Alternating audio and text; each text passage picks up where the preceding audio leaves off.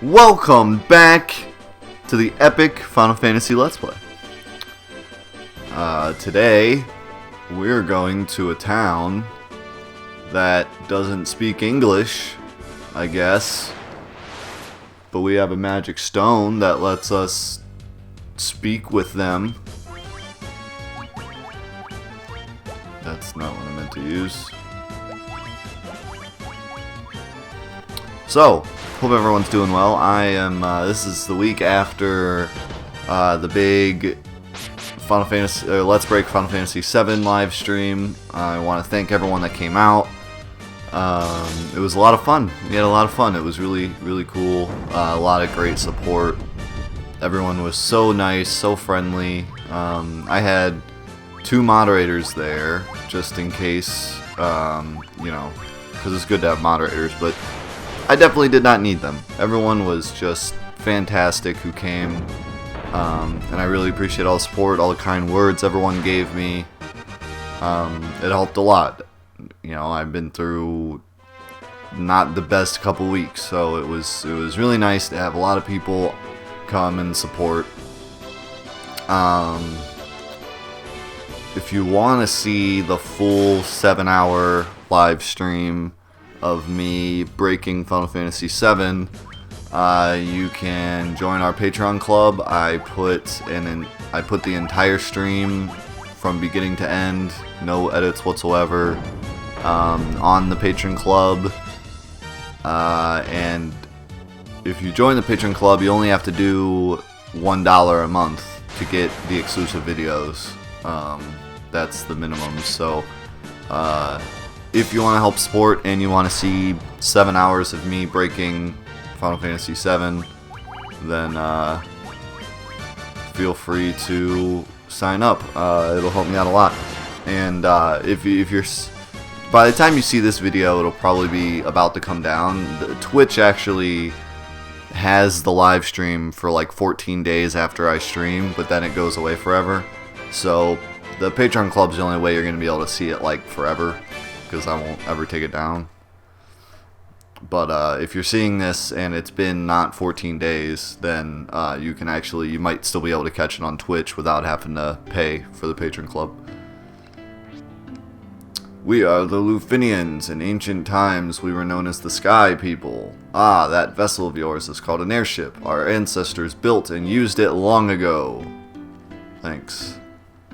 So I wonder if, like, before you get the stone, the Rosetta Stone, I'm guessing everyone just talks gibberish, but I'm wondering if this guy even lets you past. Maybe, like, you can't even go past or something. We have a legend. It's said that in 400 years, 4 warriors of light would appear and save our people.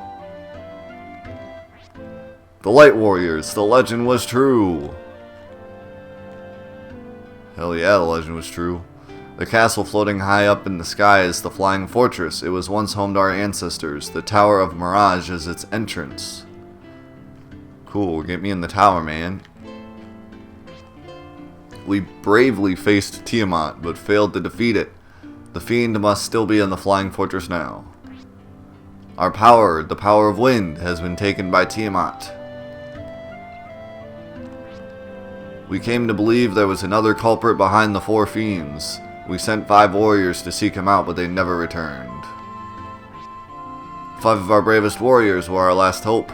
They still live, but have been turned into bats. That's a weird thing to be turned into. I already talked to you. Now, take this bell. Use it to enter the Tower of Mirage. Alright, we got the bell. We're gonna go to the tower. You guys have any shops here? Anything that could be useful to a man like myself? 400 years ago, our civilization reached new heights. We turned our eyes to the heavens and reached for the stars, but all that is lost now, reduced to mere memory. The flying fortress drifts among a sea of stars. Earth, fire, water, and wind. These four forces shape the world in which we live. We were blessed with the power of wind. With it, we suspended a castle in the air. Our ancestors created robots. I wonder if they still work. Wow, your ancestors did a lot of different things. The Sky People passed down the memories of the past in a ritual, but over the course of 400 years, those memories have grown dim. Okay, so I guess the only reason to come here is to get the bell. And that's literally the only purpose of this entire town.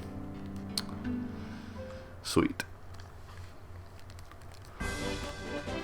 Okay, I guess I gotta go back to the airship now.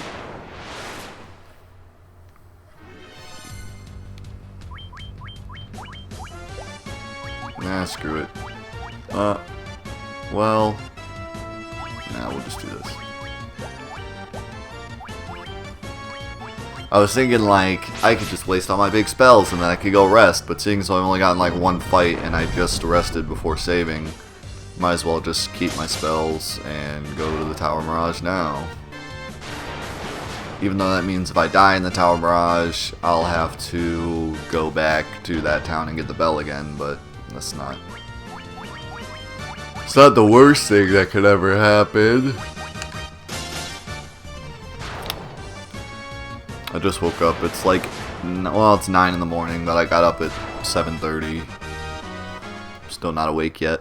Should have drank some coffee or some tea or something to wake myself up. So while we're walking to the Tower Mirage, I have some questions. Some people were kind enough to leave some questions in the comments again. Let me stop getting ambushed here. Okay.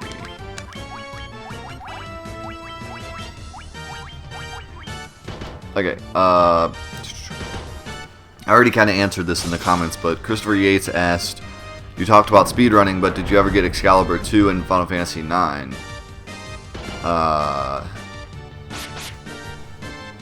You have to, basically to get the Excalibur 2, according to him, I don't remember if this is true or not, but Christopher's probably right. You have to reach the Crystal World in 12 hours. And I think... I thought you had to get 100% of everything else too. He says the real challenge is to get it and still 100% everything else, but I don't know if he means just doing that so that you don't miss anything, or if he means you have to do that to get the Excalibur 2. I don't remember. You have to do something crazy, but yeah, I never did that, but always wanted to. I thought it'd be pretty fun to do that. I've only ever really played through Final Fantasy IX like twice.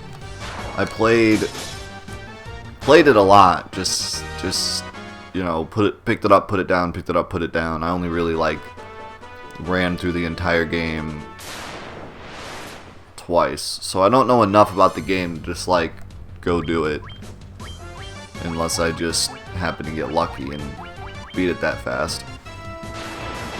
But I don't even know what entails getting 100% or anything, so I would have to look it up and maybe look at a guide and see the best way to do it or something.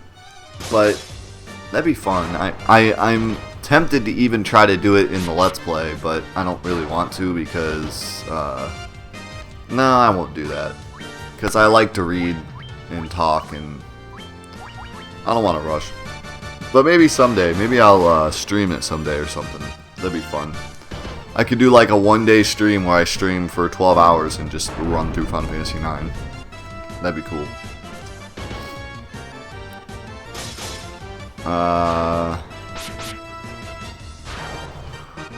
Who else asked any questions? Patrick Smith asked Maddie date or dump. I think he meant Mary date or dump. Kingdom Hearts Edition, Sora, Riku, Kairi. Well, 2 of those are guys, so you're not making it very easy on me. I guess I'll marry Kairi since she's the only girl, and so guess we'll marry her. I'll dump Sora because I don't really like Sora, so then that means I'm dating Riku, I guess.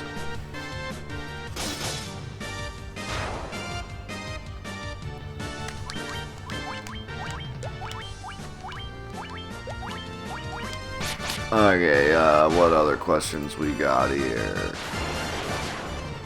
Patrick Smith also asked, is it fun making the Final Fantasy VII tutorials? Yeah, it's a blast. I really enjoy doing it. I want to continue doing it.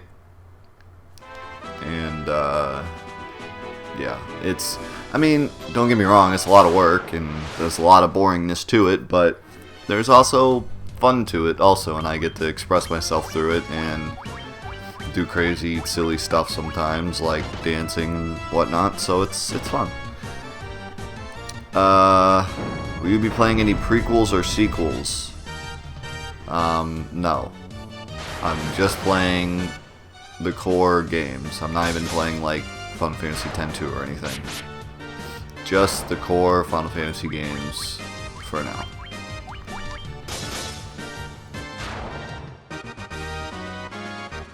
Ryan Jones asked, I'd like to hear your thoughts on the Final Fantasy VII Remake being episodic. I'm not sure how you can separate the story in a good way. I've already talked about the Final Fantasy Remake like 1,000 times, but in terms of it being episodic, I don't think it's the worst thing in the world, but it's certainly crappy that they're doing it. But they can do it right, you know. I mean, I've heard there's going to be 3 parts, so it's kind of like the 3 discs. So if you think about it that way, the first game was already kind of episodic, however you say that word. But yeah, I mean, if you think about it, the other games were also the original game you had to put in the disc, and there was kind of a pause. And there's several places in the game that they could do that the same as well, like when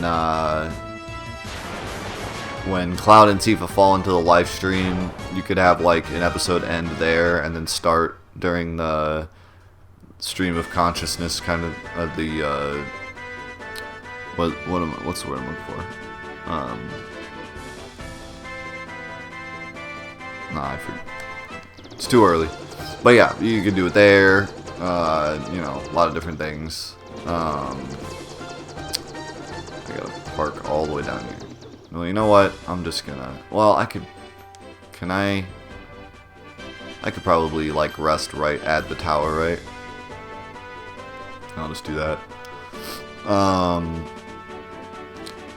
So yeah, it's not the end of the world. It just depends on how they do it. Because they could really screw it up. They could make it, like, $30 for the first episode, $30 for the second episode, $30 for the third episode. Or they could, you know, release only the first episode and then take forever to release second. I don't know. There's ways they could screw it up. But it's not the end of the world. It's kind of shitty, I think, that after all this time, we still have to split up the game. No one, you know. But I guess that's just a testament to how big the game really is. What am I looking for here? I'm looking for... tent.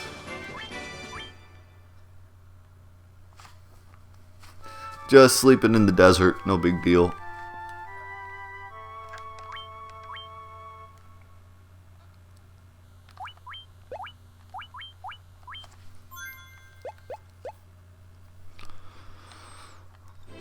Nothing to see here. Alright, I didn't even have to use the bell, I could just walk right in. Alright. This place sounds scary. Not gonna lie. Nightmare and Black Knight. Well, we're gonna try to kill this Black Knight because he sounds pretty scary. Man, that tent, like, did nothing for me. Like, my characters are still way hurt.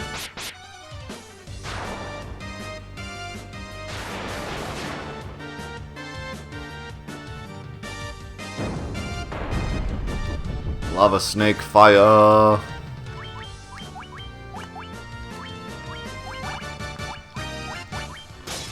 I love using this mage's staff and the gauntlets and the healing staff and just spamming them so I never run out of item or never run out of magic. It's just fantastic.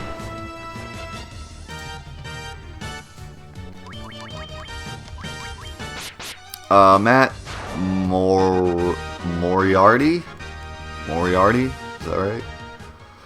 He asked, have you ever played Vagrant Story? It was a PS1 ARPG. What's an ARPG? Asian RPG? Because I would think that'd be JRPG. I don't know what an ARPG is. Anyways, by Squaresoft, with cool crafting and skill systems and a phenomenal story, it's worthy of a next-gen remake, in my opinion. No, I haven't. I've heard of it. I've never played it. Maybe I need to sometime. Ooh, that's a Chimera. That's a Chimera, or as I called it as a kid, a Chimera. Maybe it is Chimera. I don't know. It's dead though. Just got rocked. 999 Silvermoto asked, if you and your friends were playing video games together at your house and the zombie apocalypse breaks out, where would you go and what would you defend yourself with? You know, this is actually like a question that we asked in high school. We would ask this question. And my buddy always said, well, at one point we were saying we were going to go to my buddy's house and board up the walls and everything and hide out there. But then we had some friend that had like a lot of guns or something, and we decided like, oh, well, everyone's got to go to Rick's house or whatever because he's got all the guns, he's got all the weapons. Nowadays, I don't know. I feel like my neighborhood would be the worst to be in, because there's a lot of houses. The best place to go would be my parents' house. They just bought a new house in the middle of the forest, and like barely, like, I mean, there's like a house every mile down there. So that'd be a good place to go. And they have a big house. They have a barn and a shed, and there's like all, you know, you could. That'd be a good place to stake out. Zombies probably take forever to even realize you're there.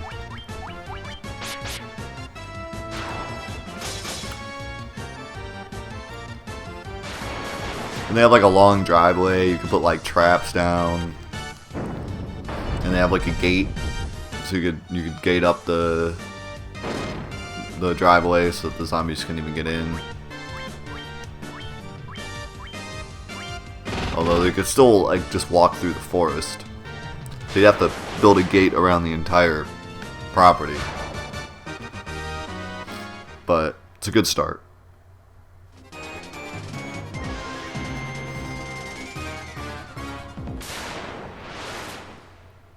He also, Games and Music for the Win said, on top of that, what do you think you'd do, and what would you do in reality? I'd probably scream and cry. Yeah. I've thought about that too. Not too much because zombie apocalypse isn't gonna happen, but if it did happen, I don't know. I'd like to think I would stay calm and collected. I'm usually pretty good in emergency situations. I'm not the best, you know, like, I'm not like firefighter level or police officer level. But I'm pretty good. I mean, I don't just like break down and cry. Now, we're not talking about a normal emergency situation here. We're talking about zombies, and you know, so that's different. I might end up just crying, but who knows? But I'd like to think that I would be calm and collected, and I would figure out a plan and hopefully save my wife and friends. This just goes all the way around, and it goes forever. And I think I just realized I went in a big circle for no reason. Ooh, enemy strikes first. I don't like that. Jen really doesn't like that. Jen's not having a good time.